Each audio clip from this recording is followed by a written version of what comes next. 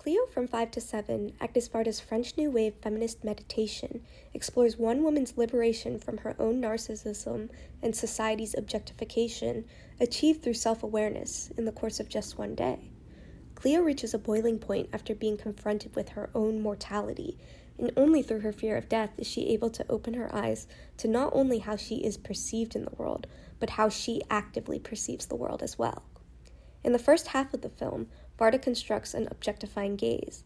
CLEO is depicted as a beautiful woman, but shallow and vain. She lacks agency, dignity, and respect from others.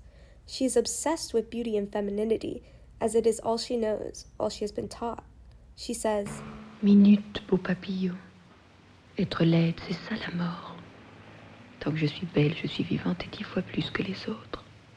She loves her reflection, loves the way she looks, and is convinced she loved herself and her life. The self-absorption and focus on beauty is absolutely demonstrated in how Varda chooses to shoot CLEO. The audience constantly sees CLEO, not just as others see her, but also how she sees herself, as an object, someone to be looked at and admired. She is beautiful, perfect, flawless, an idol, a doll. In Elizabeth Ezra's CLEO's Mass, Regimes of Objectification in the French New Wave, Ezra writes that racial and sexual objectification appear to bring things and people closer to the subject who contemplates them, thus creating the illusion of intimacy, while in fact alienating their objects from the viewer. CLEO's objectification, through her own perspective, the other characters' perspectives, Varda's perspective, and the audience's consumption of the film itself, further objectifying and dehumanizing her, creates this false intimacy. We are familiar with CLEO, but not really.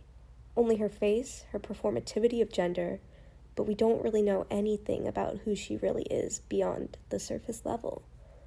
The objectifying gaze, however, is shattered in the second half of the film once CLEO has enough of the way she has been treated, belittled and infantilized and condescended to. In From Désiré to Idée, CLEO from 5 to 7, Sandy Flitterman Lewis writes, the cinematic depiction of CLEO changes as she assumes the power of a subjective vision. We see CLEO differently as she comes to see things and others differently herself. CLEO becomes self-aware of her status of object, of the objectifying gaze she has been subjected to and internalized. Thus, Varda manipulates the gaze being employed from objectifying to humanizing. CLEO's beauty is no longer the focus of the camera. The world is expanded upon cinematically, as CLEO also comes to the realization that the world is expansive. She is curious and alert and observes the people of France and their conversations and musings.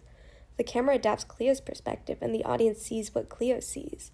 By cinematically giving CLEO agency, power, and control over the camera and over her own life, Varda empowers CLEO and gives her the chance to explore her city and connect to her surroundings with fresh eyes and a newfound empathy and insight.